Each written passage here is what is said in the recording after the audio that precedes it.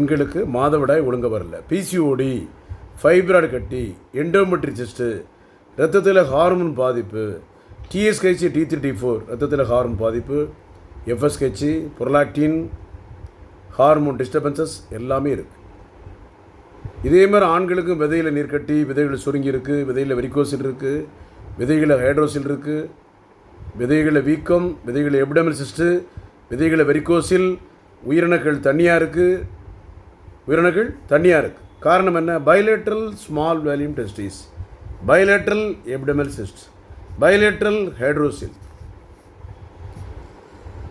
எவ்வளோ பிரச்சனை! ஐயோ ஐயோ ஐயோ, பயங்கரமான புலம்பல், சங்கடம், வேதனை, துன்பங்கள், துயரங்கள் மத்தியில், பலவிதமான குழப்பத்தின் மத்தியில் நிறைய வாலிபர்கள், திருமணிந்த கணவர்கள், திருமணிந்த பெண்கள், ஐயோ பின்னால் வந்தவங்களாம் கல்யாணம் முடிஞ்சு குழந்தை பற்றினாட்டார், குழந்தை இல்லை, உயிரணுக்கள் இல்லை. உயிரணுக்கள் இல்லாமல் இருந்தாலும் ஆன்னிசத்தால் அசோஸ்வர்மியா ரிப்போர்ட் இருந்தாலும் தீர்வு இருக்குது, கவலைப்படாது.